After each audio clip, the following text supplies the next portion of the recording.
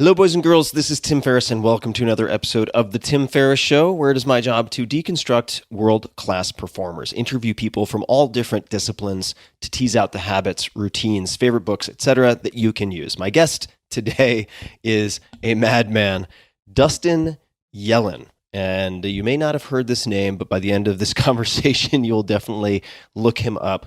Dustin Yellin, Yellin, on Instagram at Dustin Yellin, is an artist who lives in Brooklyn, New York, and is the founder and director of Pioneer Works, a multidisciplinary cultural center in Red Hook, Brooklyn, that builds community through the arts and sciences to create an open and inspired world. It's a beautiful, beautiful facility. So if and when you can check it out, I highly recommend. He and his incredible work have been featured by media and organizations worldwide, including the New York Times, Artforum, Vanity Fair, and TED.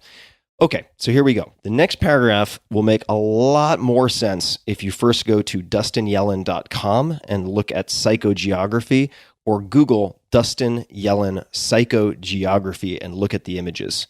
That all having been said, drawing on both modernism and the sacred tradition of Hinterglas painting, Yellin primarily works through a unique form of three-dimensional photomontage in which paint and images clipped from various print media are embedded within laminated glass sheets to form grand pictographic allegories, which Dustin calls frozen cinema. But wait, there's more. These totemic and kaleidoscopic works often plumb the history and fate of human consciousness within the Anthropocene. Again, that might not sound like it makes any sense, but it makes a whole lot of sense if you look for Dustin Yellin psychogeography. And we will do our best to also include a photograph of one of those at tim.blog if you just search his name. Dustin's art has been exhibited at or with the Amore Pacific Museum. I'm going to mispronounce a bunch of stuff here. Could be Amore Pacific, A-M-O-R-E, Museum, Brooklyn Museum, City Museum, Colección Solo, Corning Museum of Glass, the Kennedy Center, Lincoln Center for the Performing Arts, Museo del Palacio de Bellas Artes, I'm not sure, SCAD, or SCAD Museum of Art, Tacoma Museum, and Creative Time, among many others. He holds an honorary Doctor of Humane Letters degree from the Savannah College of Art and Design. You can find him, again, on Instagram at Dustin Yellin or at dustinyellin.com, Yellin, and also at pioneerworks.org. Please enjoy this incredible ride, this roller coaster through the mind and psyche and life of Dustin Yellin. This episode is brought to you by Zero, Z-E-R-O, the world's most popular fasting app. Long-term listeners will know that I take fasting very seriously. I've studied it. I've practiced it. I do 3-day fasts. I do 7 to 10-day fasts every year. And I take it super seriously. The science, I think, is in. There is increasingly more and more literature pointing out the many benefits of doing even short periods of fasting. And now Zero is helping millions of users around the world unlock healthier, longer lives by harnessing the power of fasting. It's been downloaded millions of times, like I mentioned, 4.9 out of 5 stars on the Apple App Store as an example, with more than 200,000 ratings, probably more than 300,000 ratings at this point. And up to this point in time for me, for years, when I've had questions, for instance, do artificial sweeteners count? Can I consume those even though perhaps they might spike insulin levels a little bit? What about heavy cream in coffee? If I remain ketogenic and I'm not adding any glucose to my diet, so to speak, is that okay? What about the difference between, say, a 16-hour fast versus 72-hour versus 7-day? What do we actually know? How much of this is just old wives' tales versus real science that we can point to? I would always call or text or email Dr. Peter Attia. Peter Attia, my friend, he's been on the podcast many times, and he is now Zero's chief medical officer. So he has an entire library of Q&As and questions and advice, all the kind of stuff that I couldn't give anyone else access to, people now have access to, which is incredible. So Kevin Rose, my buddy, created this app initially in 2016, and it's turned into an incredible community and an incredible collection of how-to and tracking capabilities. So whether you've been fasting for years or just getting started, Zero equips you with exclusive videos from people like Peter Attia, personalized fasting plans, and advanced health data to keep you on track. Listeners of this podcast, that's you guys, can get 30% off a 1-year Zero Plus subscription. subscription, which gets you all sorts of goodies. So I would highly recommend checking it out. Get a full year's access to content and fasting plans developed by the medical experts I trust, like Dr. Peter Attia, and save $20. Just visit zerofasting.com/Tim to get your exclusive discount. That's zerofasting.com/Tim, and your discount will be automatically applied. One last time, zerofasting.com/Tim. This episode is brought to you by Expressvpn. I've been using Expressvpn since the summer of 2019. It is a super simple and reliable way to make sure that my data are secure and encrypted without slowing my internet speed. So for instance, I use public Wi-Fi all over the place. Might be at a Starbucks. It could be at a restaurant, sitting outside somewhere.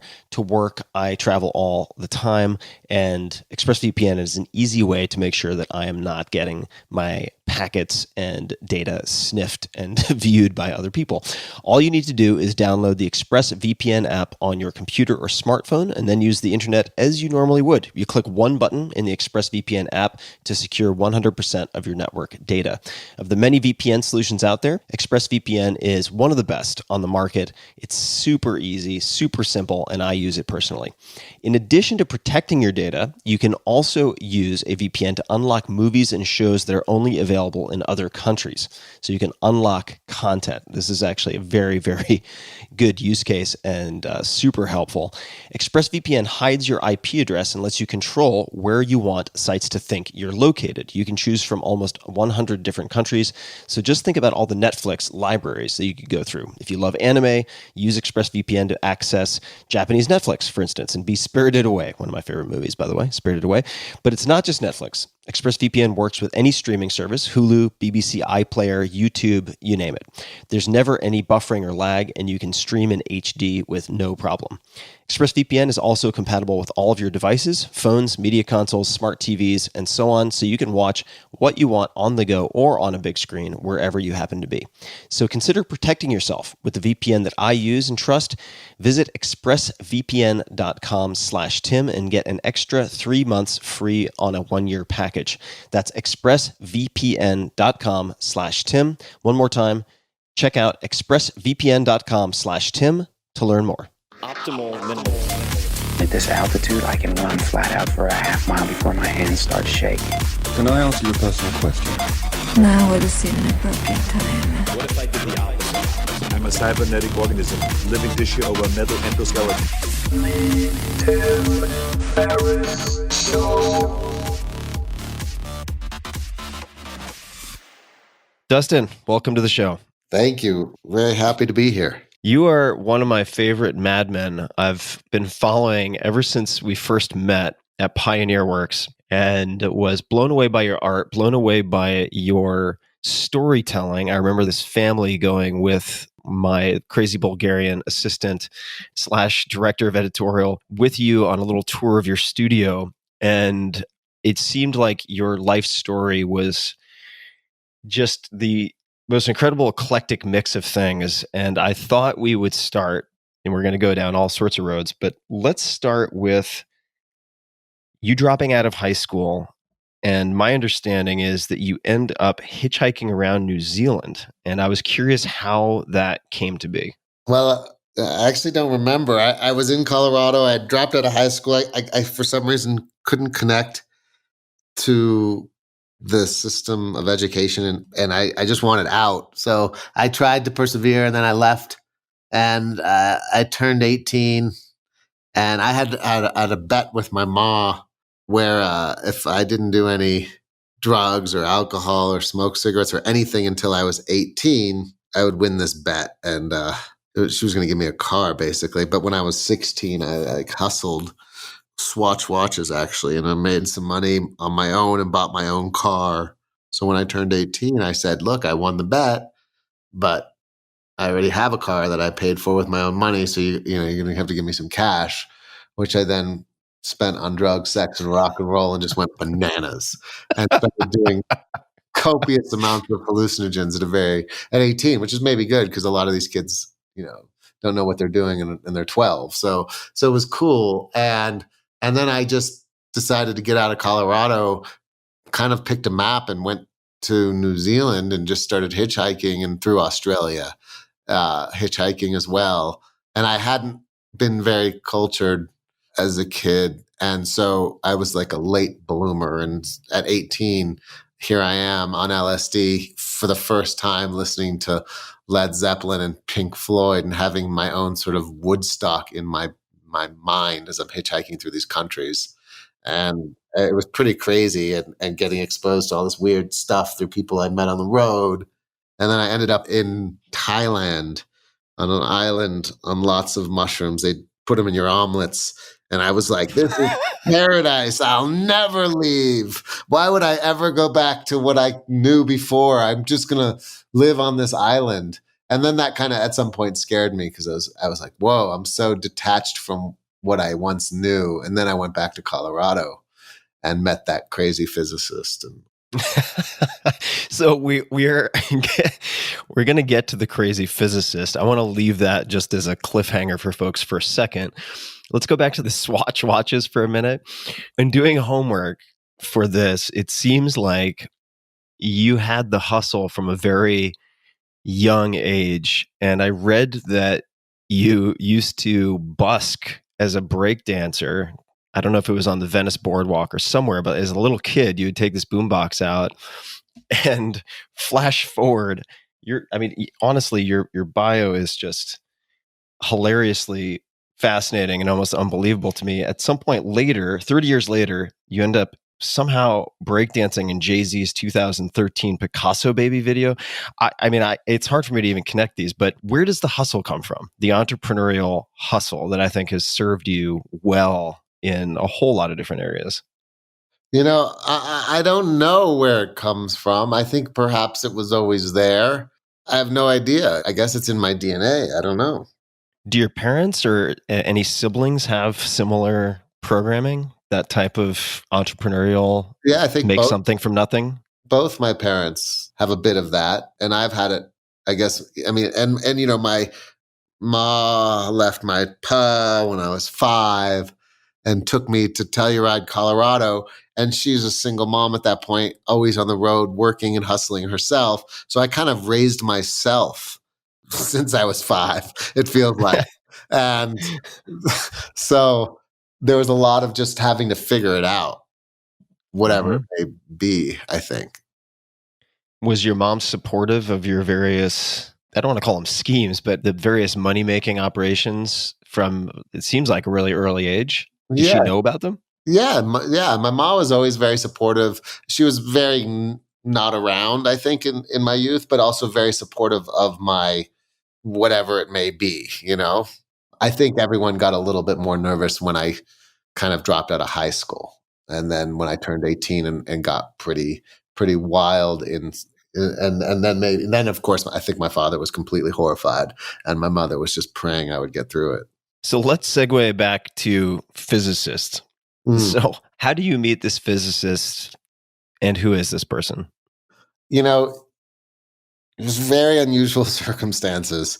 I returned from Thailand to Colorado, and this woman that I was very fond of and dated introduced me to, or she started telling me about this physicist and that he was brilliant and that he was working on environmental sciences and the damage from the Gulf War and was trying to make free energy like Nikola Tesla. And of course, I didn't know who Nikola Tesla was at the time, so I'm now learning who that is, and that he worked with Buckminster Fuller, and I didn't know who that was, and started learning about Bucky Fuller. And so again, getting introduced to all this new stuff. And I told her I wanted to meet him, and I met him. And, he was maybe the first adult to turn me on to cultural lighthouses like Pablo Neruda or Dostoevsky or, Tesla, all these different things, and reading and music and kind of just teaching me. And I was obsessed. So I asked him if I could study with him, and he kind of tried to discourage me not to, because he said that would be dangerous because the government, was watching him because he was trying to make free energy. So he was really, really out there and also really, really brilliant. And that made me really, really interested to learn from him. He finally accepted me to learn from him, and we would have just conversations and do mushrooms and LSD together and just have these long conversations. And then he was like putting me into a closet on a saline solution bed with a quartz crystal on my chest, listening to whales. And he was like, look, you're going to think I killed you. You're going to think you're dead. You're going to think I'm a pathological murderer and that I've killed you. Don't you worry, it'll pass. And he would inject me with ketamine. And I didn't know. So this is straight up Altered States at this point. Which was a great movie and kind of got messed up the second half because it got sort of obsessed with primordial regression opposed to progression. But William Hurt did a great job in that picture. And that was, I guess, loosely based on John Lilly's life. And John knew the scientist that I was working with. And I'm having these crazy out of body experiences where I'm leaving my body in this sort of, pure consciousness state, and I'm becoming one cell in my arm, and then I'm one star, and then I'm fractalized into billions of little pieces recombobulating. And then the more I would do it, I could navigate through what I guess I perceived to be consciousness. And I had all these crazy visions, which I felt like kind of is what sent me to New York. How so? How did those send you to New York? Well, this like blew my mind because I'm making these crazy paintings. I'm making art constantly at this point. When did that start? Sorry to interrupt, but when did the artwork start? Well, I mean, I always made weird shit, but I never really thought about it as anything. I would make little drawings, or I'd make things out of rocks and sticks and things I found in the forest, which I've been doing all week this week. So nothing's really changed in a long time. So I guess I was always doing that. But by the time I was 17 or so, I was like, this is what I'm going to do. I'm going to make art. And I didn't really know about art history yet.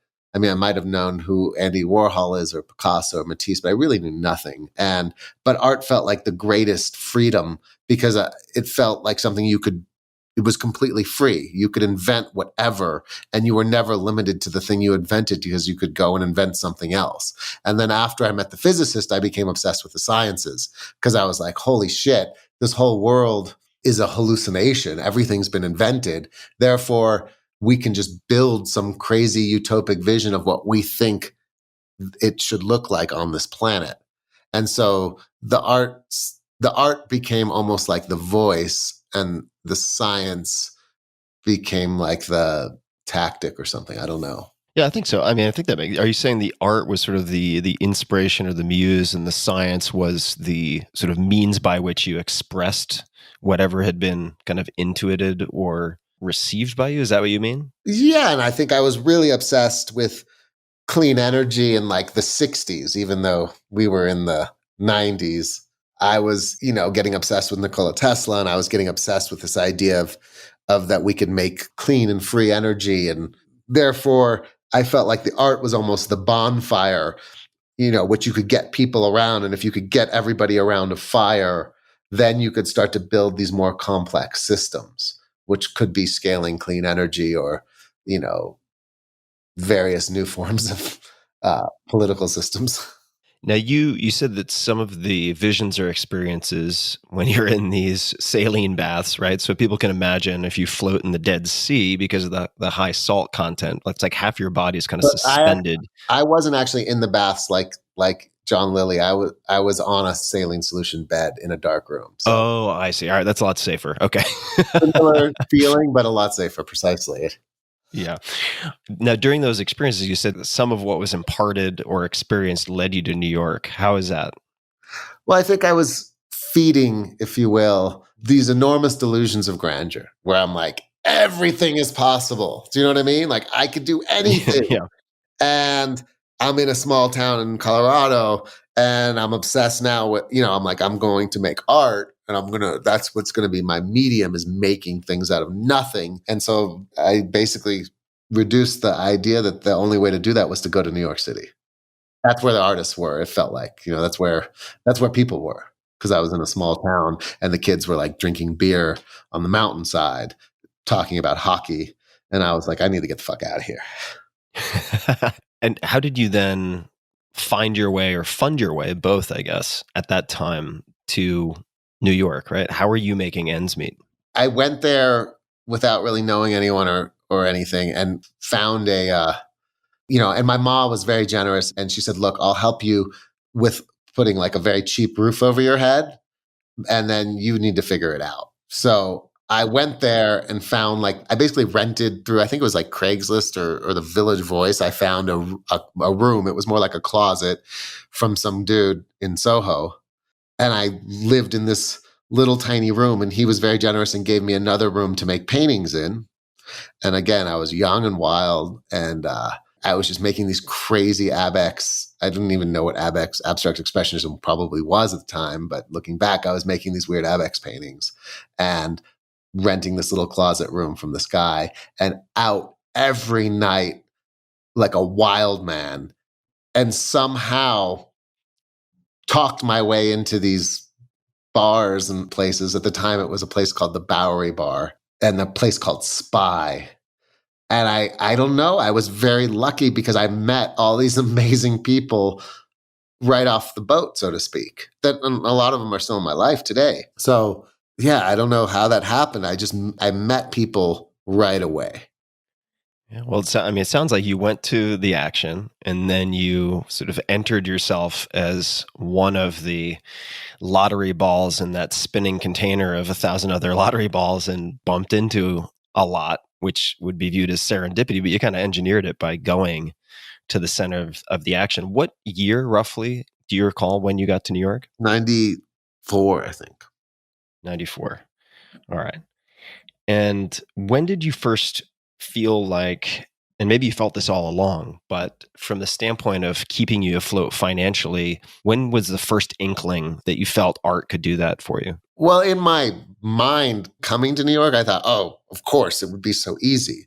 Once I got to New York, that wasn't the case. And talk about hustle. I mean, I'd be like, buy this painting for me, $2,000. No, buy the painting, $1,000. Fuck, $500. Buy that painting. I get to eat some food. Come on, I was crazy. And then I'd be like, if someone didn't want the painting, I'd be like, just take it. Just take it, because I thought to myself, well, if they take it and they hang it on their wall and 20 people see it and 19 of them can't not stand it, but one person likes it and asks about it, and maybe it would become a plague. Did you say a plague?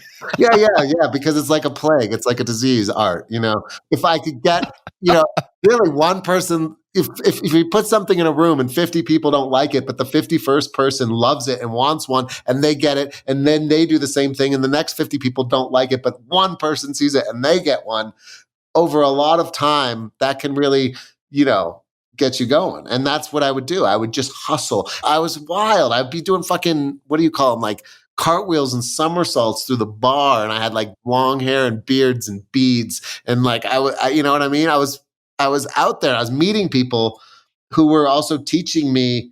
Like, that's where I got my education, really, was from the people I was meeting.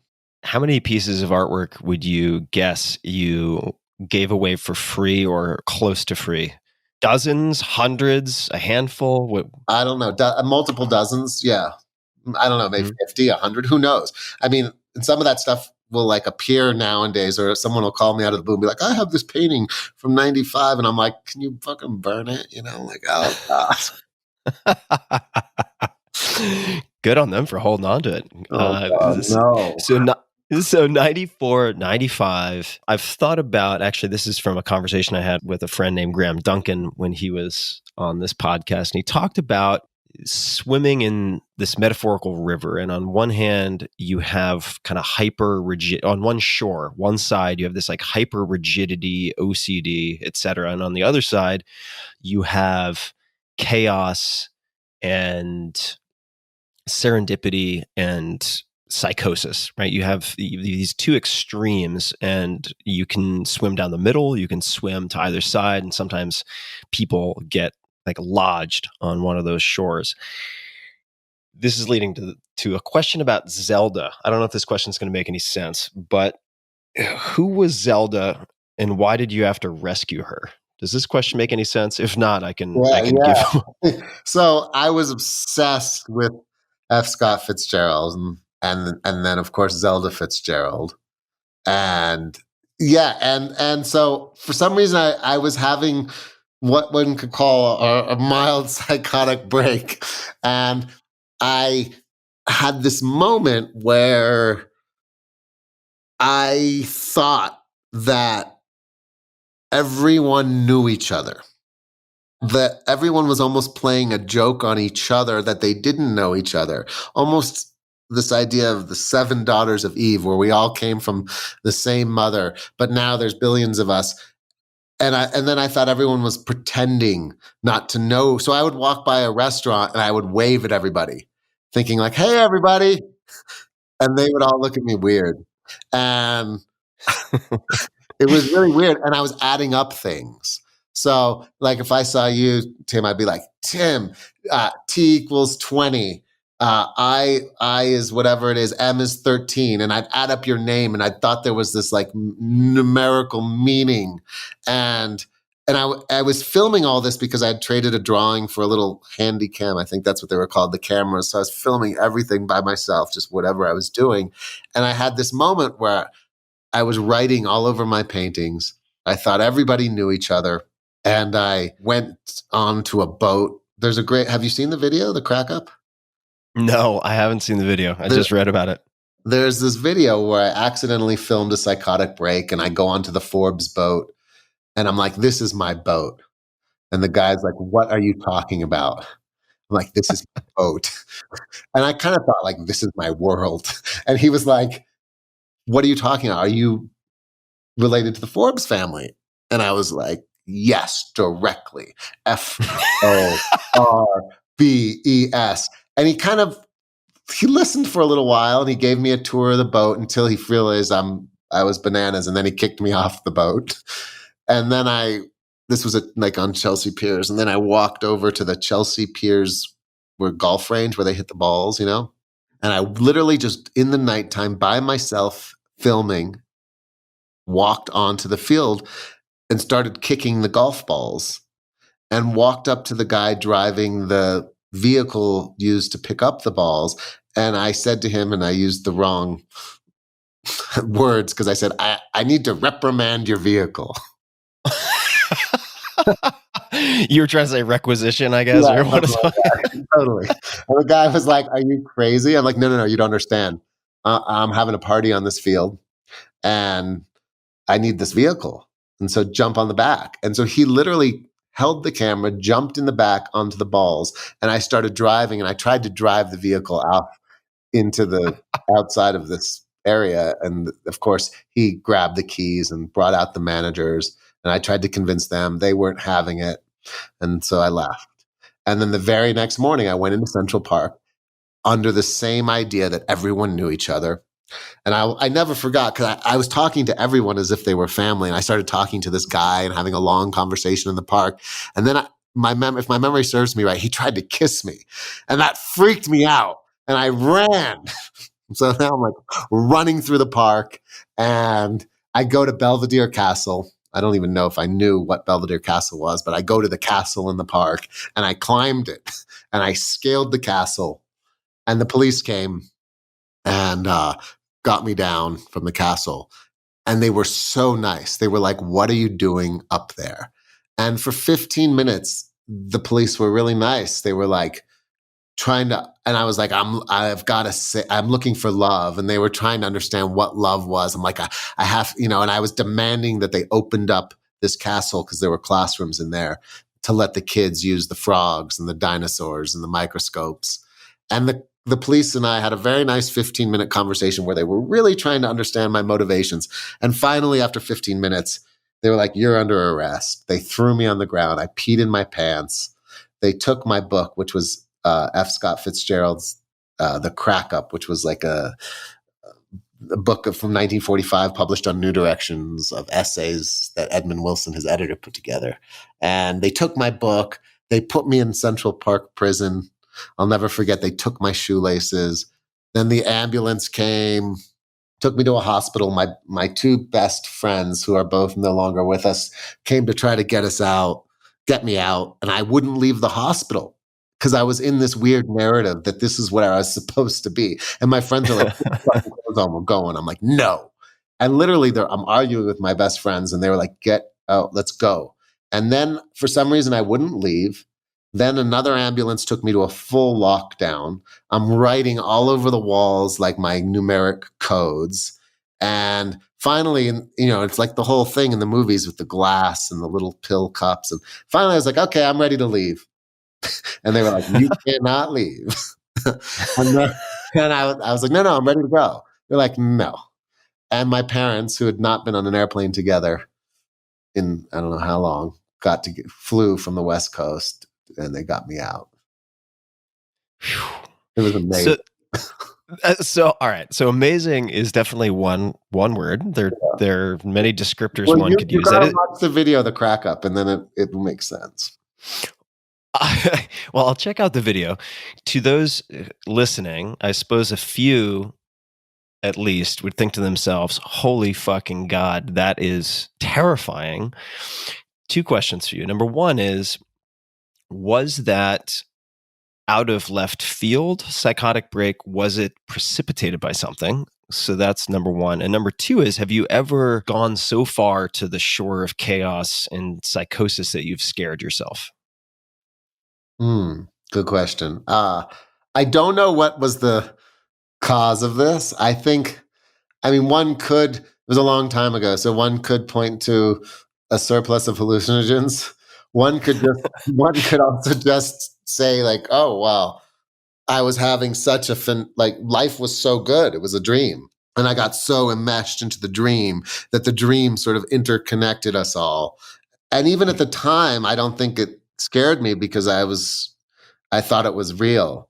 And since then, sure, I've probably scared myself a few times, but not so bad. I think it's good to shake it up a little. So you've never been worried about losing your tether to this reality and really just ending up in a psych ward for years or decades? You've never had that concern? No. Why is that? No idea. I was never there. You know how people are manic depressive is something that one can be? One would say that I'm just manic. I see. And it provided a great fertile soil to make work. Just a quick thanks to one of our sponsors, and we'll be right back to the show. This episode is brought to you by Wealthfront. Did you know if you missed 10 of the best performing days after the 2008 crisis, you would have missed out on 50% of your returns?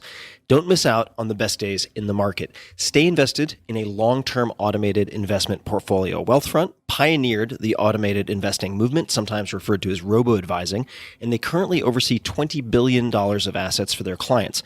Wealthfront can help you diversify your portfolio, minimize fees, and lower your taxes. It takes about 3 minutes to sign up, and then Wealthfront will build you a globally diversified portfolio of ETFs based on your risk appetite and manage it for you at an incredibly low cost.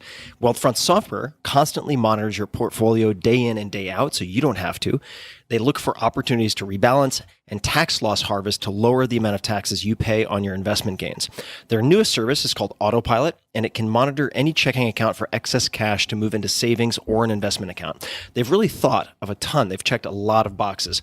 Smart investing should not feel like a roller coaster ride. Let the professionals do the work for you. Go to wealthfront.com/Tim and open a Wealthfront investment account today, and you'll get your first $5,000 managed for free for life. That's wealthfront.com/Tim. Wealthfront will automate your investments for the long term, and you can get started today at wealthfront.com/Tim. You told another story, I recall, during this first tour of your studio where I was marveling at your work, which people have to look up. and certainly visit your Instagram account, which is just at Dustin Yellin. But there's this family, or a mom and dad and their son. And I remember we were all standing in a circle at one point, and you're telling this story that completely captivated and mesmerized, I want to say, this like 12-year-old boy, and the parents were just not sure what to make of it. And I thought the whole thing was hilarious because you were telling this story about, I want to say, LSD and swimming from one place to another, or I can't recall exactly, but does that ring any bell at all? Something involving swimming and hallucinogens? Oh, let me think. I mean, And if not, it's okay. It's probably one of 100 stories. I just remember more the audience reaction and the facial expressions more than anything else. well, I don't know. I mean, I've come closest to death swimming. Once to a bird sanctuary. I was swimming to a bird sanctuary. And then I also in the Bocas in Panama, I was spearfishing for hamlets. And we were on a beach with a few scientists, and I got swept away. I was told not to swim. I should have listened. But I don't think I was on any hallucinogens either time. So I don't recall almost drowning because of hallucinogens, but I have definitely almost drowned. Okay. That's perfectly good as a way of getting to the question, which is, how did you develop your abilities as a storyteller? Or maybe a better question is, because that's always a tricky one, like what makes a good storyteller, right? I know you seem to be a fan of Werner Herzog. There are certainly others, but like you are a good storyteller. In your mind, what makes a good storyteller? And are there any people who stick out as really good storytellers? Oh, well, there's so many. I wouldn't even know where to start. Werner's an amazing storyteller. I mean, F. Scott Fitzgerald, Murakami. I wouldn't even know where to start with storytellers. There's so many, but I think perhaps being curious is a great place to start, and trying to be fearless is another place where you just want to inject the entire civilization into your neural networks as fast as possible all of the time. So whenever you're conscious, there's more than you could possibly input.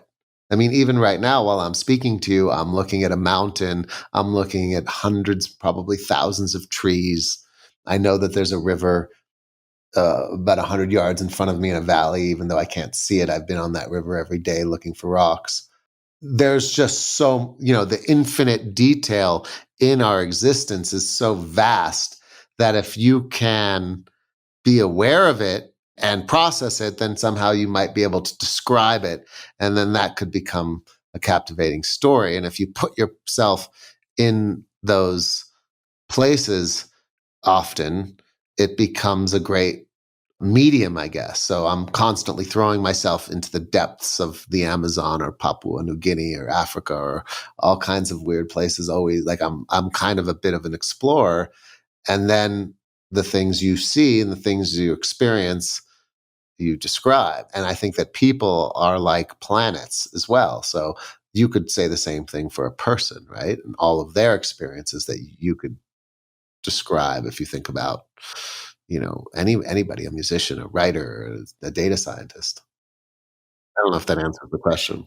It's kind of secondary if what you say answers the question. I think if it's important, I'll come back to it. It's more of a prompt. What I say, I'm just kind of like a Buzz Lightyear pull doll that's trying to keep things moving in certain directions or any direction. But the observation that you made about sort of the detail of reality makes me think of Aldous Huxley in Doors of Perception, talking about the mind as a reducing valve, right? In so much as we're optimized to fight, fornicate, flee, basically.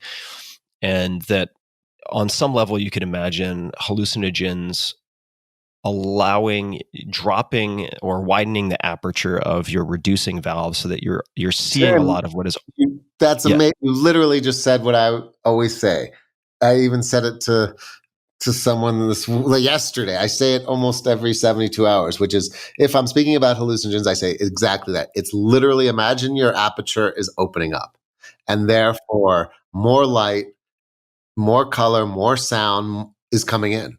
Have you found anything outside of hallucinogens to help you to widen the aperture so that you can. Absolutely. I mean, when I'm drawing, people have been trying to get me to meditate, and I think I've done it, but not in a traditional sense. And a lot of folks would say meditation will take you very much to the same place. Nature. I mean, I've been out here hiking every day in the river. I think being conscious, take the hallucinogens out of it completely, but somehow just being conscious of where you are in the world and what you are in the world and the complete incomprehensible mysticism that is inherent in the very fact that you can experience or be conscious of any experience is the same as potentially, intaking in a hallucinogen. For those folks listening, and I wonder this too, who are saying to themselves, this guy's fascinating. His stories are incredible. And I've no idea whatsoever how he is not self-destructed, like how he has managed his life or had it managed in such a way that he's become a super successful artist. What would you say to them? Is it just a miracle that you've had, like you've kind of rolled snake eyes 1,000 times, or is there more to it? Well, I don't know is what I would say. I would say, yes, I've been extraordinarily lucky. Lucky. Every day I'm like, just don't die. This shit is so good. Don't die, motherfucker. Get one more day in there. So I've been very lucky and I'm very grateful for that. I think I'm also very cautious. I'm not doing lots of hard drugs. I'm not, as I've gotten older, I'm slower to jump in a crazy, wild ocean if I don't know that I could actually swim in it, or into a river if I think that it's going to take me down. So I've been very lucky, but I also think, I think you can dive into the infinite complexity of our existence and do that by not just rolling snake eyes every time, but by just being open and curious, which is, I think, the great way for how people learn is by just being curious. I totally agree. And I'm going to dig a little bit more. Well, I'm going to dig a lot more, just because part of what I try to do in these conversations is to tease out some people don't like this term, but like the superpowers or idiosyncrasies that allow people to break the normal molds of society and achieve unusual things, right? Which you have done demonstrably, objectively. You have done that. One thing that came up as I was reading were quotes describing you as anti-competitive. And I'm wondering if maybe that's a gingerbread trail worth following and thinking about. And I'm looking at this quote from a Vanity Fair piece from 2015, and this comes up a few times elsewhere also. But it mentions a friend of yours. Is it Tom Rice? I don't know if I'm pronouncing that correctly, but a Pulitzer Prize winning amazing writer. Yeah, you got to meet Tom. I'd love to meet him. Oh, and cool. and his quote is, Dustin loves everyone else's creative egos. He's learned the magic formula, which is that if you're competing with other creative people, you're just depleting your energy and destroying yourself. That's really interesting. Can you comment on that? I don't know if it's accurate, if you consider it accurate, but can you speak to that? Well, sure. I mean, I think that the species is pretty incredible, and just the way I'm inspired by nature constantly, I'm inspired by people, and people are part of nature. And so when I fall in love with, like Tom's books is a great example, and Tom is a great example, but you could go just down the list and line of incredible souls making amazing drawings and paintings and movies and records and math problems and all of it. All of that stuff to me is fucking amazing, incredible, magnetic material that can help propel you through the world. So I just want to get turned on more and more and more to all the cool potential that can be unleashed by certain combinations of, I don't know if it's neural activity or if it's, meta fucking cloud stimulation. Yeah. What form, if it's the right term, does anti-competitiveness take? Like, what does that look like to be anti-competitive in the art world? Well, I think it's to embrace and love your community and to help your community realize their dreams, not just your dreams. And if you can make your dreams part of dreaming, that how do we help realize everybody's dreams together in some collective orgy of dreams? Now, is that driven by optimism and idealism? Is it driven in part by just finding that a better way to increase your energy as opposed to deplete it? What led you to that? I don't know if there's anything great specific schism that led me there, except that sort of corny, silly idea that there's like love and fear. Like we can all love each other or we can all fear each other. And it seems so simple. Like we can all come together and say, look, we're going to figure out how to be stewards to this planet together and create great clean technologies and great responsible ways for 8 or 10 billion people to live together. Or we could, create conflict and I guess competition and territorialism. And I feel like the idea of a country, which is kind of arbitrary and new, and religions and sort of different ways in which we draw lines around thought and can maybe create ceilings for us. So, but for me, it's a very much, I would guess, a natural state that we should just all love each other and build the world that we want to inhabit, because the entire thing is just malleable and sculptable. And, I have another quote that I'd love to fact check, see if it's accurate, first of all. But second, just to hear you explain it, if it makes any sense, because it stuck out for me. And that is from a New York Times piece. And the quote is, "I don't worry about inspiration as much as system overload." I don't know if you remember saying that. If you did, but what does that mean? I feel that every day, Tim. Oh, well, what does that mean? I feel it every fucking day. I feel it right now. I'll give you an example. I'm making sculptures right now out of rocks, and I love rocks.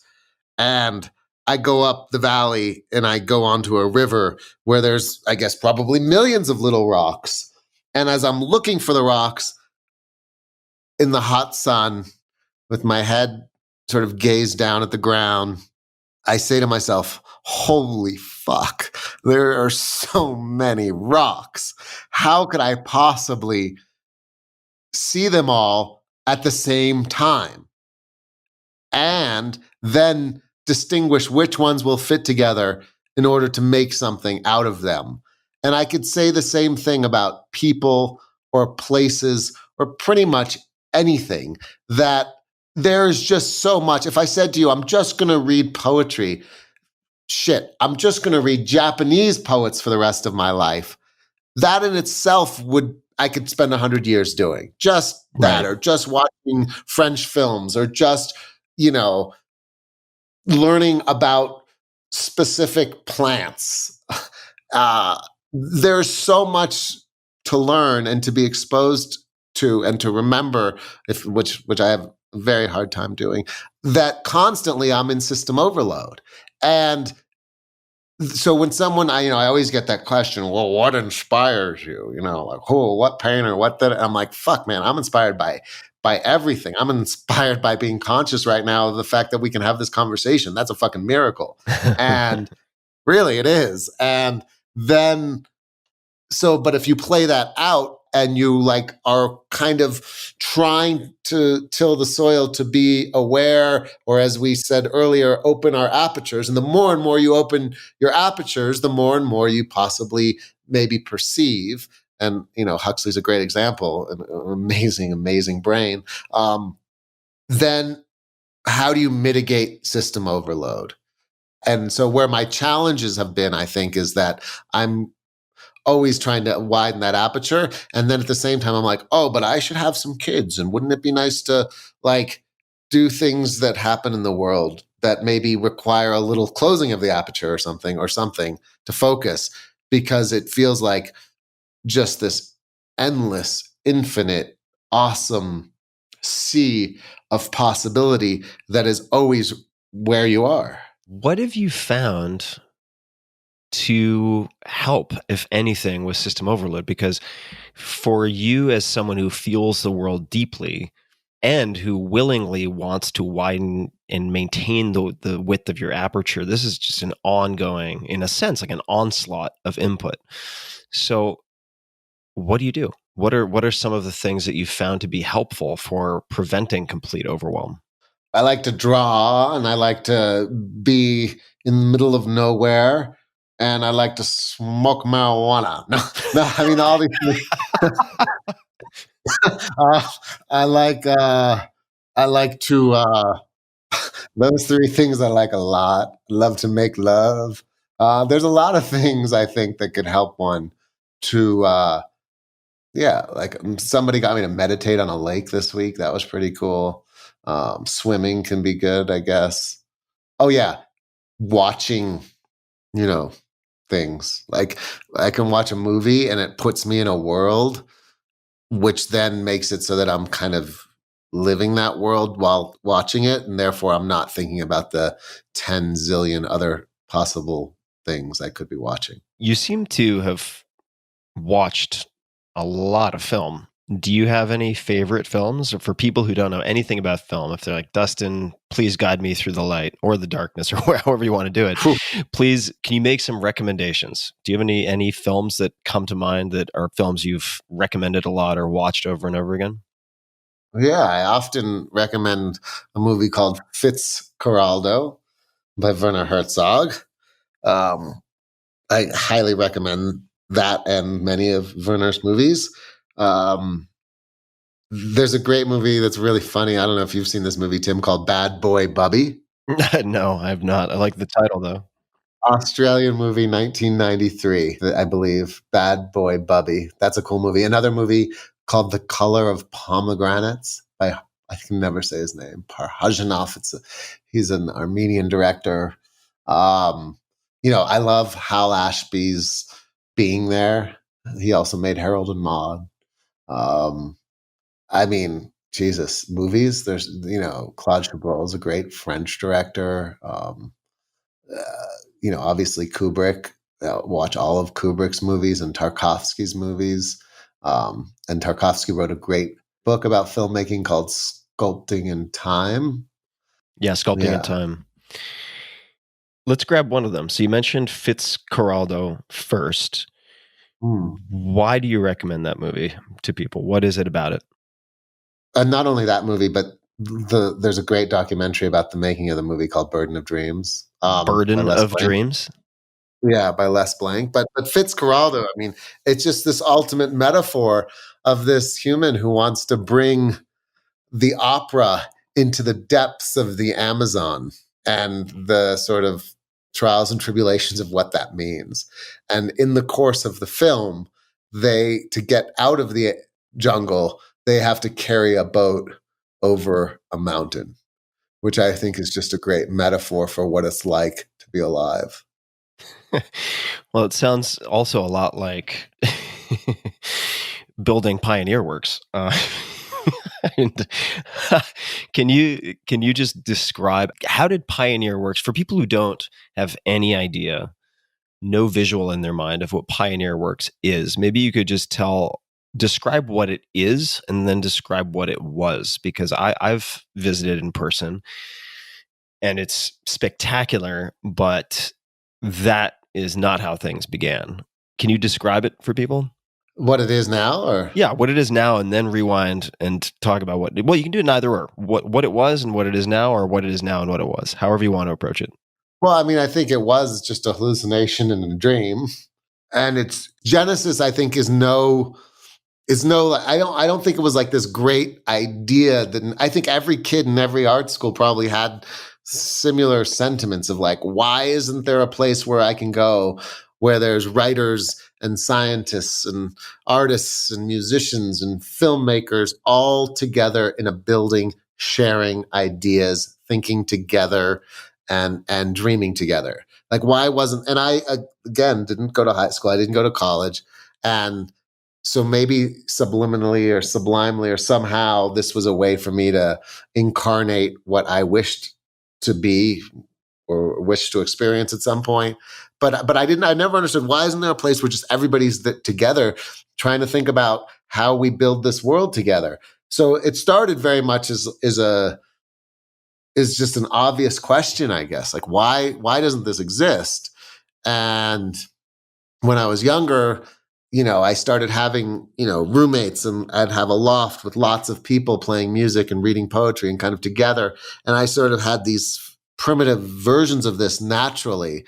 But I guess, so what is Pioneer Works now? It's an institute with a mission, and I don't know if institute's the right word, but its mission is to build community through the arts and sciences to create an open and inspired world. So what does that mean? I mean, it's basically like, how do we use arts and sciences to bring people together to build the world they want to live in? And now it's, somewhere between a school and a learning center and a museum and a community center and I don't know what. It's a social experiment that I think could end up being a great model as a learning center. And I don't like to use the word school because it feels like it puts you in something that is old and not necessarily functioning in its current state. So I'd say it's a learning center, a cultural center. When I say culture, I have to circle sciences because a lot of folks don't think about science as part of culture. How large is it?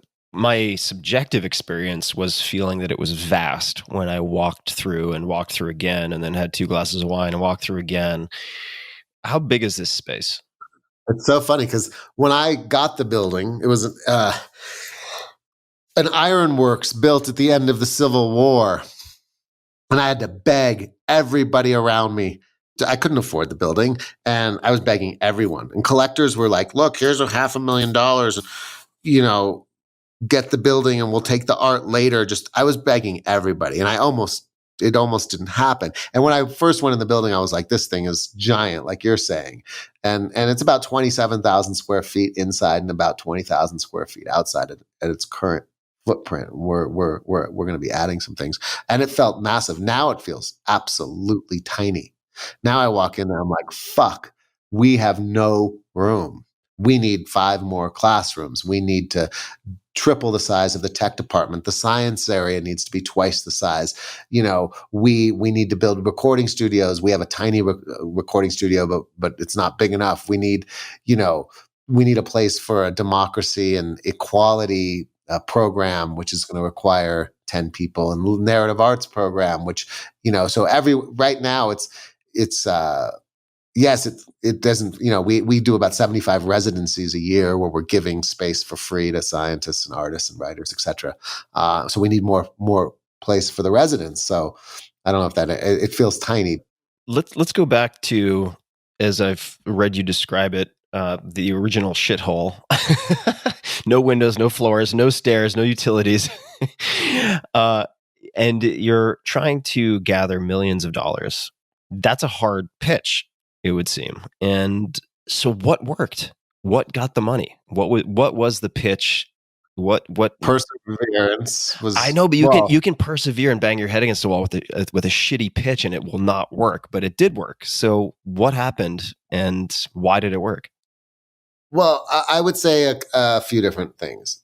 In the beginning, or for a very long time, even in the beginning, I was just giving away all my money. So if I sold a sculpture, and I would beg people, I'd be like, you want to buy a piece of art? You disgusting capitalist pig. I'm not selling you any art.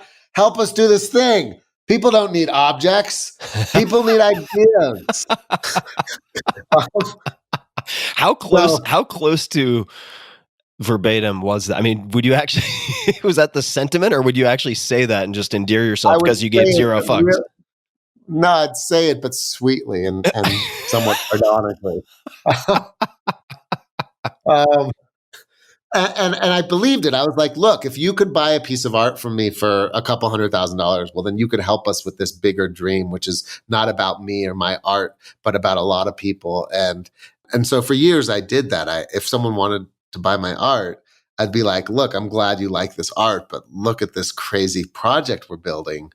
And I gave away everything. I mean, I almost bankrupted my art studio every few months because I was just keeping it going barely. And then, water heaters, stairs, floors, roof repair, whatever it took to get the building inhabitable. So that was like the first stage, was just like, can we get this building safe?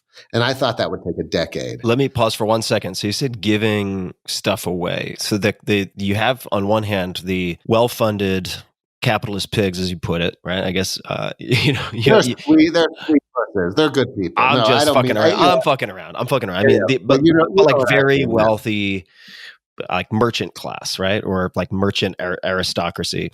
Then you have everybody else. Who are you giving your art away to during that period of time, and why are you giving it away?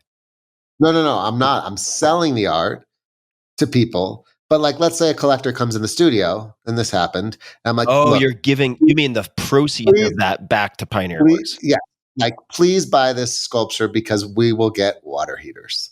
Yep, I see. Please buy this piece of art and we might get some windows. Things like this. Got it. And so I would say in the beginning that helped jumpstart the project. And then, somebody was like, you need to start a nonprofit. I didn't know what that was. And a board of director, and I would say at its very best, what Pioneer Works is now, and maybe always was and will be, is an amalgam of souls. It's a group of people. It's like, Gabriel Florenz, the artistic director, who's like my brother, and Jana Levin, who I know who's like my sister, and family, and like all these incredible people who, what I used to say, and I used to think of it, and I still do, is Pioneer Works is just a table. It's just a table. And it's like whoever's at the fucking table is making it work. I like that. That's really a beautiful metaphor and visual. How do you, and maybe the answer is somebody else does it, I have no idea, but you don't strike me, you are a manic artist and you love making art. How do you balance that with the managerial responsibilities? Does it drive you fucking nuts to do that kind of stuff? Or is there some way you think about it? How do you integrate that if you do? Well, I would say that a couple of different ways. One, I'm lucky. I mean, the last decade has been really challenging to do both, but I try not to think of it as both. So I think of Pioneer Works as a social sculpture. I just think of it as another artwork. And I think, and the way I try to measure some of the success of that artwork is that my obsolescence is my success. So the sooner that I can be obsolete and the thing works really, really well, then I know I've done my job. And here we are a decade later, and I think there's some truth where I can kick it and this thing is going to flourish. 36 months ago, that would not have happened. So I would say that me not being there and it working really well is success. And I think of it as an artwork. That's helped me to do it for so long. I will say I'm at a new place with it because PW is really working well now, and there's incredible brain trust and group involved that it's working. And I'd say that I mean, it wasn't tenable. By the 7th year in or 8th year in, I mean, I was giving tours, 5, 6, 7 tours a day. And people would come to see my art in my studio, and I'd be like, let me show you this other thing. And by the time I'd done my 5th tour on a Friday, I'd be like crying. I'd be like, this is where the music studio is, and we're going to build the observatory. I was like so worn out by like being the showman of like, and this is what we're going to do here. And what we're going to do a gap year, a post-high school and a post-college gap year. And then we're going to raise funds to do more like kids programs. And then we're going to get another, I was like driving it worked, but it got to the point where it was like, I'm going to fucking die. This is not tenable. So you're having this dark night of the soul where you're crying about the new art spaces as you're giving a tour, were there any changes that really moved the needle in the right direction for you? Did you just take a break from it all for a period of time to like get your head screwed on? What did you do? The key is the people. And so our incredible board of directors and advisors and staff, it's all on them. Do you know what I mean? I'm just another little cog in the wheel or whatever. So, again, I have to take my hat off to Gabriel and to Jana and to Tommy, and who's our director of technology, and to just Tiffany, and like there's just so many people over the years, some that are still there, some that aren't there. Daniel Kentar, who's our incredible director of design, who's so talented. It's really just the people, and that's the whole thing. The idea is great too, but it's the people, and maybe those things combobulate because, if you bring a musician on, and this happened so many times where friends of mine who play music, they would come there for the first time, or I'd be meeting a musician and showing them around, and they'd be like, holy fuck, this is like, I've dreamed my whole life of a place like this. I cannot believe it exists. How can I be part of this? How can I help? I want a seat at the table. And so, the way they say like-minded people attract each other, the fact that all of these crazy disciplines are in one building and all of these crazy souls are in one building, that's what creates the gravity, and all, Totally. Maria Popova and all the fucking amazing, talented, magical souls that are coming and going inside of this like vessel. The building is nothing. It's a fucking bunch of bricks. It's bullshit without those people. We're going to come back to Maria because there's a question I want to ask you that she actually suggested. I don't think she would mind me saying that.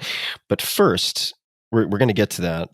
But first, I want to try to connect some dots and flesh out some of your journey. So you mentioned early in this conversation, you're hustling, you're giving away art for free. You're like 1,000, forget 1,000, 500, no to 500. Okay, take it for free. You get from that point. And in passing, you mentioned something that I think is worth noting, and that is collectors, or I'm not sure what you would call them, patrons, customers buying artwork in many cases for hundreds of thousands of dollars a piece. What were some of the decisions or the influences that helped you to go from where you were to where you are in terms of commercial viability, right? Because it seems like, you've used the word untenable a few times in this conversation, but you got to a point where it was very tenable. Like if you wanted to make really good art and sell it for what for a lot of artists would just be a tremendous, unthinkable sum of money, you can. What were some of the things that happened or that you did to get from where you were to where you are? I think it's accumulative. I think it's so many, many little things, because, I remember when I first sold a picture or whatever for, 1,000 or 5,000 or 10,000 or maybe even 25,000. And I was like, holy fuck, I just got $25,000. We're going to Sizzler, motherfucker. This shit is crazy. Like, I can't believe how lucky I am. I just made some shit and people paid me for it. That being said, that it's like relative. Now I sell something for $25,000 and it doesn't even move the needle because I have a big, big studio and operation and crazy projects I'm working on. But I would say it happened over, 25 years, a little bit at a time. And at the end of the day, I think it's the work. I try to ask myself 3 questions, like, can I live with it? Will I go to sleep next to it each night? You're talking about a piece of work, a project. A work of art, yeah. Like, can I just live with it? Can my kids live with it? Now, I don't have any yet, but if I did. And how will I feel about it in 100 years? Like, will it still make sense to me in a system of objects or in a system of ideas? And so I honestly think that the work the work is the work. Like, if you tear away all the writing about the work and all the bullshit or all of it, and you just literally are left with the thing, will that tell a story? And will that move someone to maybe change their aperture or the way they see the world? It happens over just a very, very, very long time. You learn from each thing you do. It's the way, like, what is it called? LiDAR works, right? With cars, right? Like, it's learning. It's like, or an AI is learning.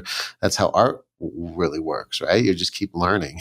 Now, for a lot of people, the majority of artists, so they never get to maybe these phase shifts where even in 20 years, 30 years, they're able to command attention that I guess then translates into, and I'm not going to obsess on these prices. I'm just using it as a proxy for the work that you've done and decisions. So I do want to ask, and I am going to ask about the psychogeographies or psychogeographic sketches in a second, because I want you to describe them for people.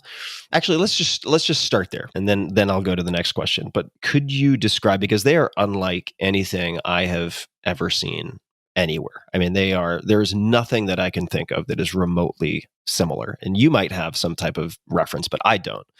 Can you describe what these, as one example of the type of work that you do, what do these look like? If somebody were to walk into your studio and behold these things, what do they look like? Well, we're talking specifically about the psychogeographies. Yeah.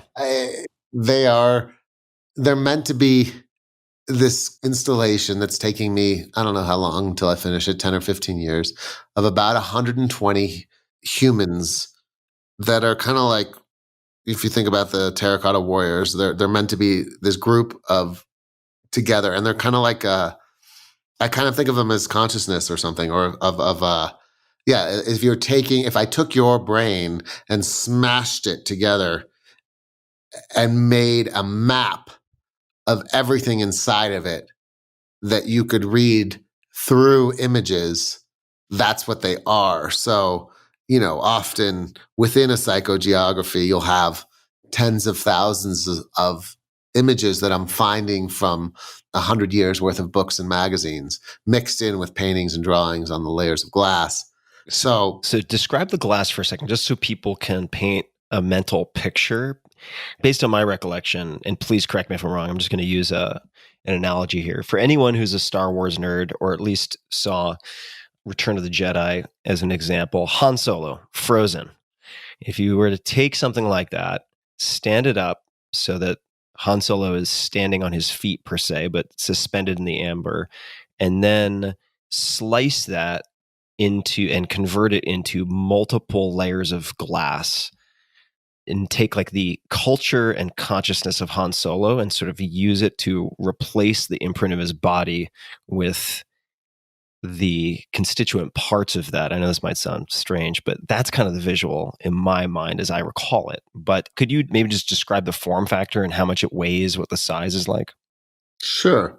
I mean, one way I try to describe it, like if I'm trying to describe it to a young person, is I just make window sandwiches. I just take a piece of glass, right? I just take like a window, piece of glass, and I draw on it.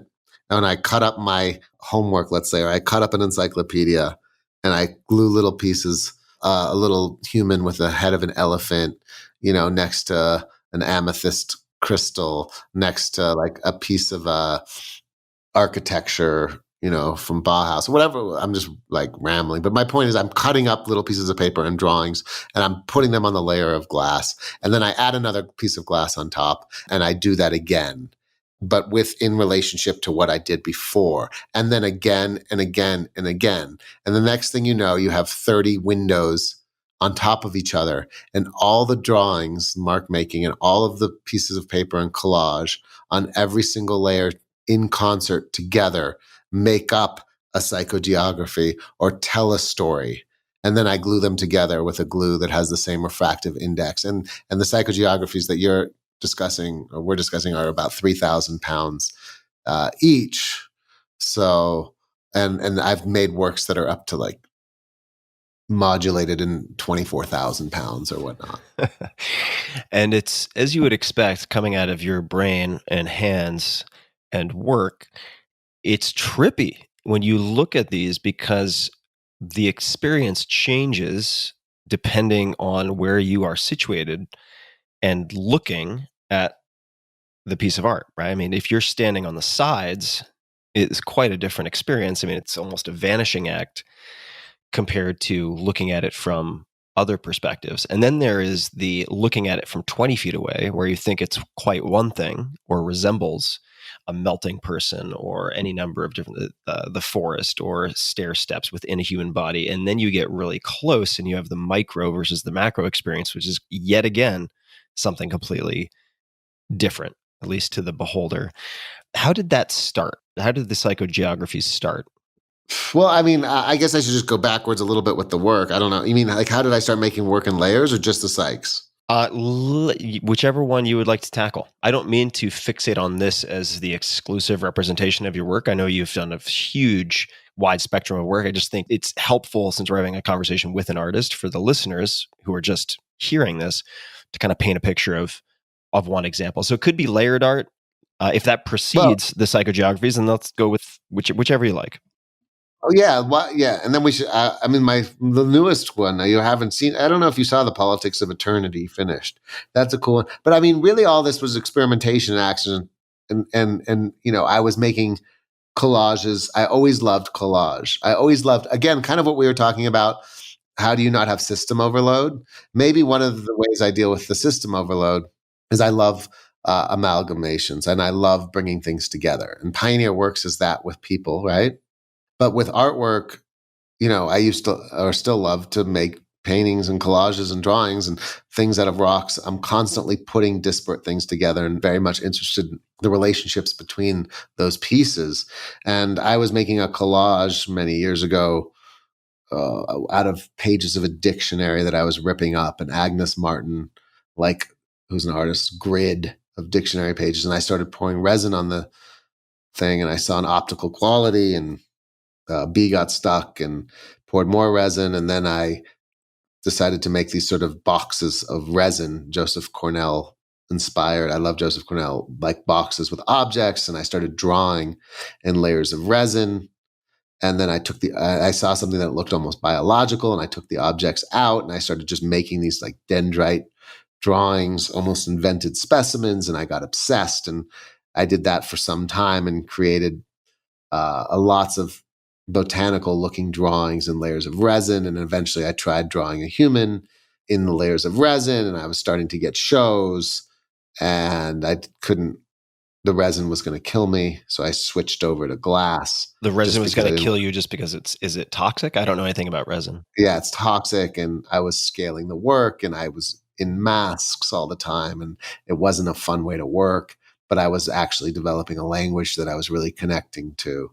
And so I switched over to the layers of glass, and that allowed me to change my mind and edit and go back and forth, because with the resin, I could only go backwards. I could never change my mind. So it was really a series of accidents. And the psychogeography is really, I'm not even one, I don't think, that really connects so much to figurative art. So it's weird that I've spent a decade on a project like that. But at the end of the day, I feel like I'm trying to make maps of consciousness. I'm trying to make things that, like, a fucking meteor hits the earth, and, maybe one of these things is left, you dig it out of the dirt, this 3,000 pound glass block, and it could really, almost like a microscope slide, like the DNA of our species can be told through images and through media that's been found and trapped and preserved. And so, like, frozen movies, they tell stories through collections of ideas. I dig it. You must have, because you are a very good teacher and explainer of things, and you mentioned earlier the window sandwiches and speaking to younger people.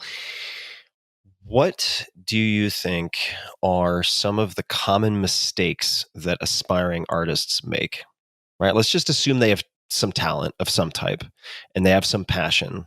Let's assume those two things just to try to constrain it. What are some of the mistakes that you see aspiring artists or up and coming artists making? Well, I don't know. Maybe too much looking at what the people around them are doing, opposed to finding their voice through their experience and through their lens of life.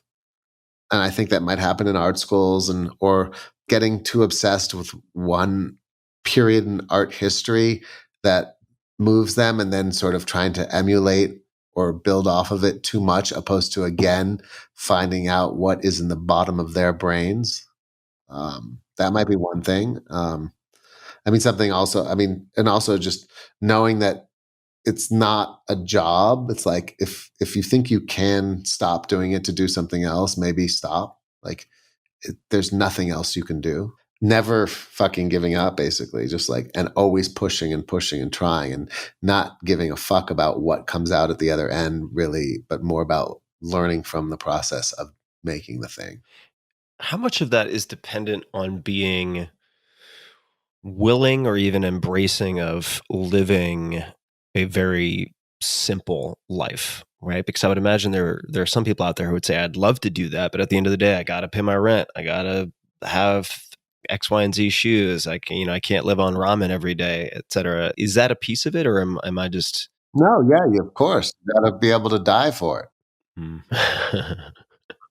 Quite literally, in a way. You got to just be like, this is the thing.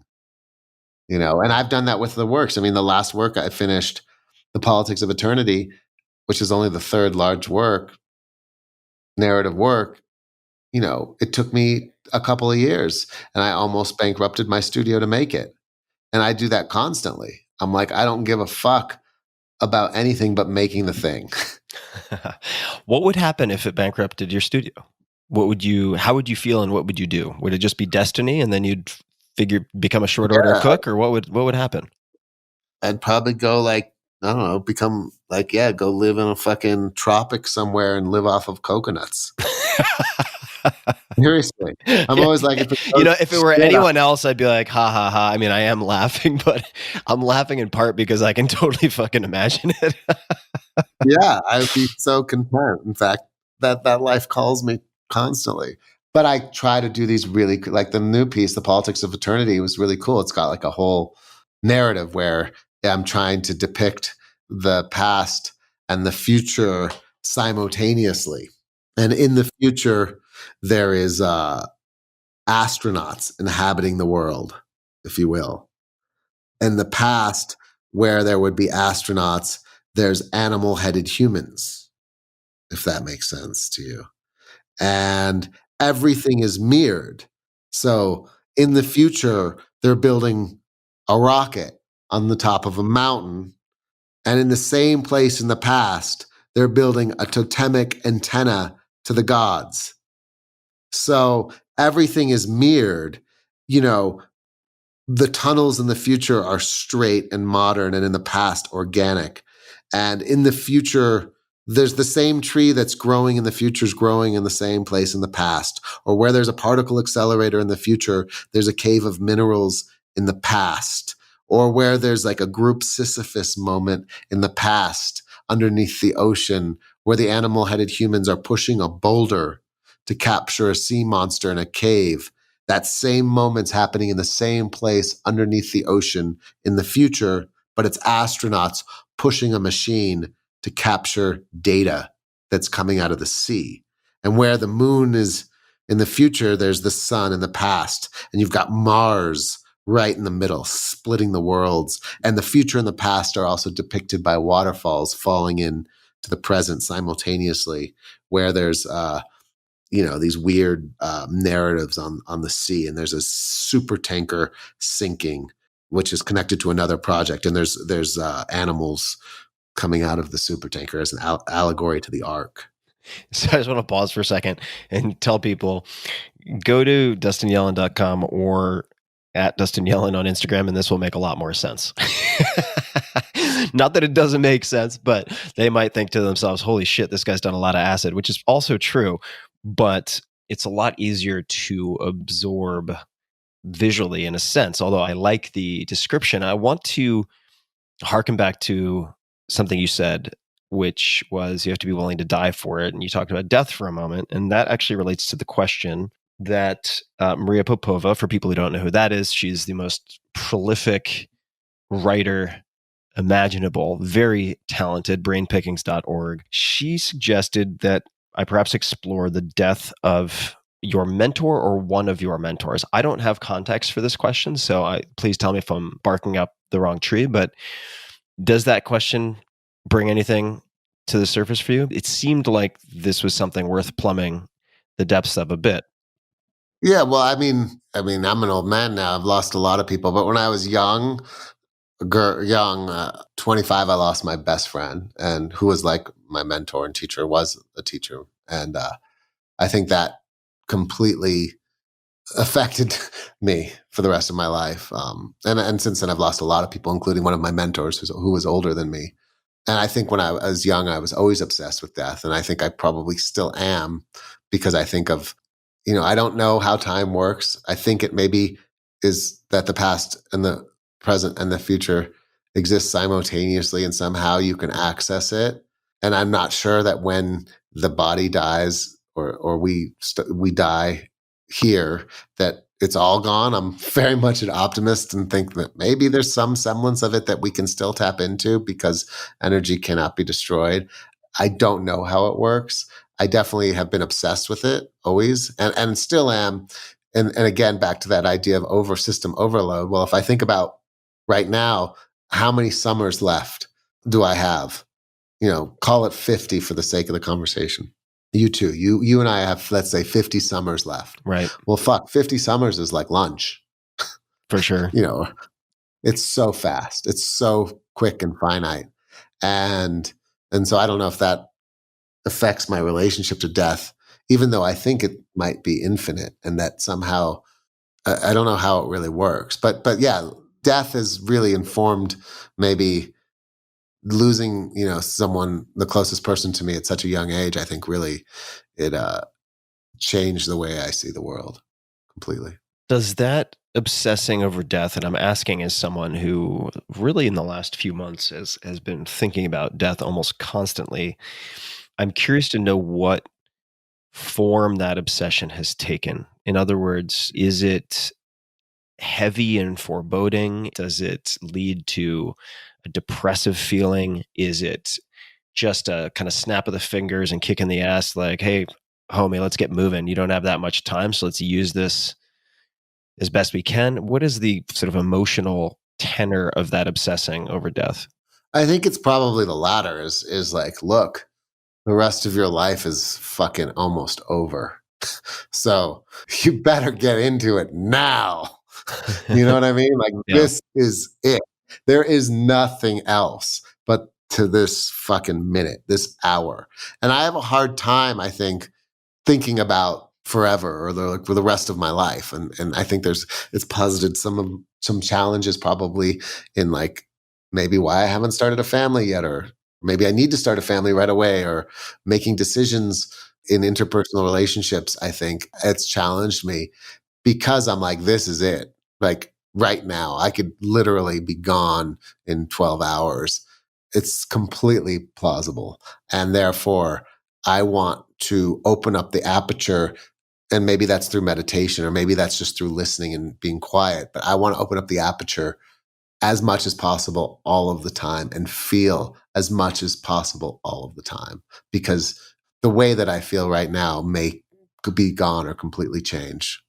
So if we're looking at living your best life, I sort of dropped this in the beginning. This is going to seem like a very strange segue, but from the sort of sublime to the maybe ridiculous, how did you end up dancing in a Jay-Z video? Is that even a real thing? I literally know. I mean, I did. It's true that I used to break dance on Venice Boardwalk, like when we were living there for a heartbeat, and I would fucking, yeah, I remember like moving up, starting on cardboard, and then like people would give me like $15 over the few hours, and then like I moved up to linoleum, which I thought was cool. I do not know how the Jay-Z video happened. I mean, he's cool. I'd like to actually have a coffee with him at some point. So, hold on. So do you literally just not have a recollection of how you got filmed, or were you like, how does that happen?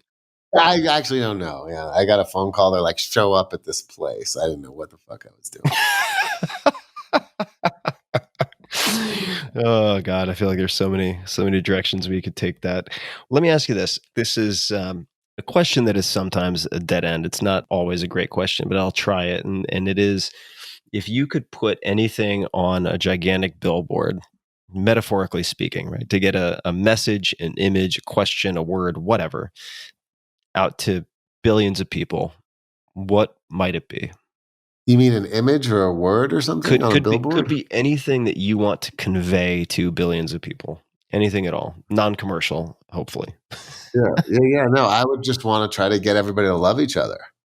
Like get everyone to be a little bit more tolerant. a little bit more open, a little, F. Scott Fitzgerald said that a first-rate intelligence is the ability to hold two opposing ideas in the mind simultaneously and still retain the ability to function. So that if we could just somehow accept our differences as the great glue that creates the complexity and miracle of what we experience. So, that would be the thing I would try to somehow portray, is to say that, look, all of us, every single one of us is experiencing the same thing differently, and we're all made of the same stuff, and we're all sharing the same stuff. So why on earth are we, deploying capital at such a scale to defense opposed to education or healthcare? Why is the world look the way it does, when really it could be so incredibly dreamy if we all just decided together to do that? You mentioned earlier the tanker, and you said that connects to another project. And I remember you sharing a couple of slides, I think it was on a laptop, related to this. But can you describe this other tanker project and just tell people what the vision and or the status is of this project, lest they think it's all about window sandwiches, although that I love those that work. What is the other tanker project? A super tanker moves fossil fuels around, and I've been obsessed with this thing for years, and now it's got a little bit of movement, but just this idea of how do you bring awareness to getting away from fossil fuels. And I'm working on a project called The Bridge, because it's a bridge from the past to the future of how we use and think about energy, where I'm taking a super tanker, which is a boat that moves oil around. And it started to be at like 1,200 feet. It's not as big anymore, but it'll still be the largest lift, I think, in history, where we're taking a super tanker and literally in one moment, we're pulling it up and putting it on its nose, basically almost like a monument to the end of fossil fuels. And we're coating it so that safely, let's say 1 million or 1.5 million visitors can go take elevators through the boat up to the top of it, and then get to an observation deck, which is made of the bridge, which was where you used to control the ship from, hence the name The Bridge also. It's a double name. And through the experience of visiting this monument, you'll learn about the history of energy and potentially the future of how we can responsibly shepherd in a cleaner, safer way to power the earth. So that's The Bridge. I'm basically just putting a super tanker on its nose. Again, that's what probably, I love Fitzgerald pulling a boat over a mountain. I'm now trying to take a boat the size of a building and put it on its nose. So it's like a Statue of Liberty, with the liberty being freedom from fossil fuels, or at least that's the... It's twice the size of the Statue of Liberty. And yes, it's a monument to the end of fossil fuels. It's like a monument to say, look, we can power the earth with water and with sun and with various other technologies if we can scale them. Where might the bridge be? I can't say. Okay. I can't say. All right, we'll keep it under wraps for now. I'm using the royal we since I have no fucking idea, but TBD. It's a really cool project. I'm working with, Bjarke Ingels, who's an amazing architect, and I'm working with Arup Engineering, and I'm working with all these cool people who are helping me to realize this dream. That's incredible. Just a few more things, and this has been so much fun. So I'm looking at a quote from the creativeindependent.com, and the paragraph is attributed to you, I believe. And here's how it reads. But I try to wake up every day with this mantra or idea that I've done nothing. I've accomplished nothing. I've done nothing. And the page is white. Therefore is my words. What's possible? What can be invented now? Is that something that you constantly remind yourself of? Is that still the case, or is that intermittent? How do you think about the I've done nothing, blank slate? Is that accurate? Absolutely. I feel that every day because it's true. I mean, until we've come to a place where there's more harmony and more equality and more justice and more thoughtfulness on our planet that we share, I certainly feel like I've done nothing. I mean, because if anything is possible, then think about how much we can do together than what I've done in the past. And if the past is no longer now, then therefore I've done nothing. So I kind of feel that way all the time. Do you find that intimidating, overwhelming, or invigorating, or something else? Right? Because I can imagine some people would be so crushed under the formidable nature of that type of what they might view as a burden or obligation that they just would be paralyzed. No, I mean, I guess I probably have semblances of all of those feelings, but if anything, I feel the wonder and possibility of what we can make as a species together or as an individual, that it's all possible, right? That it's like if I look at a white piece of paper and then 4 hours later there's a drawing there was nothing and now there's something. And this idea between nothing and something is really interesting, because if you look at cities and technologies and all of it, there was nothing and then there was something. And so we really do have that capacity to create absolutely anything all of the time. Dustin, I think that is a great place for me to stop my inquisition of questions. So fun to reconnect. People can find you on Instagram at Dustin Yellin, last name Yellin, DustinYellin.com, pioneerworks.org. I highly recommend people check out all of those. And of course, we'll link to everything we've talked about, the movies, the books, everything else in the show notes for people. Is there anything else that you'd like to say before we close up shop on this first conversation on the podcast? Well, I wouldn't even know where to, read some poetry, think of this whole thing as a poem,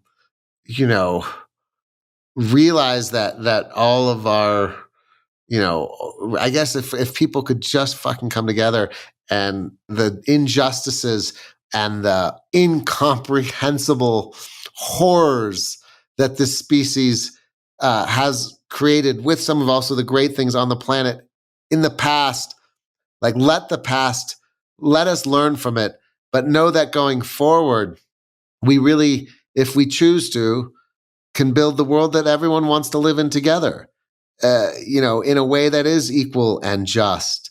And we can all sort of support and love each other to keep fucking inventing the dream. I like that.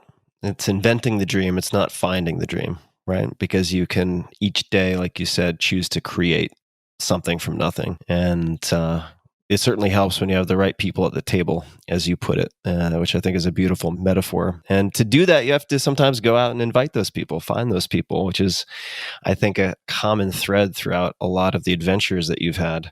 Oh, I'm the weird guy who in New York City, even going down the street, I'm saying hello to everybody. And they're like looking at me like, what's wrong with him? Well, Dustin, thank you so much for taking the time. This has been a lot of fun for me, and I've learned a lot. So I really do appreciate it. And for people listening, as always, I will link to all the resources, and there will be a transcript and all sorts of things, which you can find at tim.blog/podcast. Just search for Dustin or Dustin Yellin or Yellin, Yellin. And until next time, be safe. Thanks for tuning in, and see what you can do at this empty table of life. And good luck. Hey guys, this is Tim again. Just a few more things before you take off. Number one, this is 5 Bullet Friday. Do you want to get a short email from me? Would you enjoy getting a short email from me every Friday that provides a little morsel of fun before the weekend? And 5 Bullet Friday is a very short email where I share the coolest things I've found or that I've been pondering over the week. That could include favorite new albums that I've discovered. It could include gizmos and gadgets and all sorts of weird shit that I've somehow dug up in the world of the esoteric as I do. It could include favorite articles that I've read and that I've shared with my close friends, for instance. And it's very short. It's just a little tiny bite of goodness before you head off for the weekend. So if you want to receive that, check it out. Just go to 4hourworkweek.com. That's 4hourworkweek.com, all spelled out, and just drop in your email and you will get the very next one. And if you sign up, I hope you enjoy it. This episode is brought to you by Expressvpn. I've been using Expressvpn since the summer of 2019. It is a super simple and reliable way to make sure that my data are secure and encrypted without slowing my internet speed. So for instance, I use public Wi-Fi all over the place. Might be at a Starbucks, it could be at a restaurant, sitting outside somewhere. To work, I travel all the time, and ExpressVPN is an easy way to make sure that I am not getting my packets and data sniffed and viewed by other people. All you need to do is download the ExpressVPN app on your computer or smartphone and then use the internet as you normally would. You click one button in the ExpressVPN app to secure 100% of your network data. Of the many VPN solutions out there, ExpressVPN is one of the best on the market. It's super easy, super simple, and I use it personally. In addition to protecting your data, you can also use a VPN to unlock movies and shows that are only available in other countries. So you can unlock content. This is actually a very, very good use case and super helpful. ExpressVPN hides your IP address and lets you control where you want sites to think you're located. You can choose from almost 100 different countries, so just think about all the Netflix libraries that you could go through. If you love anime, use ExpressVPN to access Japanese Netflix, for instance, and be Spirited Away, one of my favorite movies, by the way, Spirited Away. But it's not just Netflix. ExpressVPN works with any streaming service, Hulu, BBC iPlayer, YouTube, you name it. There's never any buffering or lag, and you can stream in HD with no problem. ExpressVPN is also compatible with all of your devices, phones, media consoles, smart TVs, and so on, so you can watch what you want on the go or on a big screen wherever you happen to be. So consider protecting yourself with the VPN that I use and trust. Visit expressvpn.com/Tim and get an extra 3 months free on a 1-year package. That's expressvpn.com/Tim. One more time, check out expressvpn.com/Tim to learn more. This episode is brought to you by Zero, Z-E-R-O, the world's most popular fasting app. Long-term listeners will know that I take fasting very seriously. I've studied it. I've practiced it. I do 3-day fasts. I do 7 to 10-day fasts every year, and I take it super seriously. The science, I think, is in. There is increasingly more and more literature pointing out the many benefits of doing even short periods of fasting. And now Zero is helping millions of users around the world unlock healthier, longer lives by harnessing the power of fasting. It's been downloaded millions of times, like I mentioned, 4.9 out of 5 stars on the Apple App Store as an example, with more than 200,000 ratings, probably more than 300,000 ratings at this point.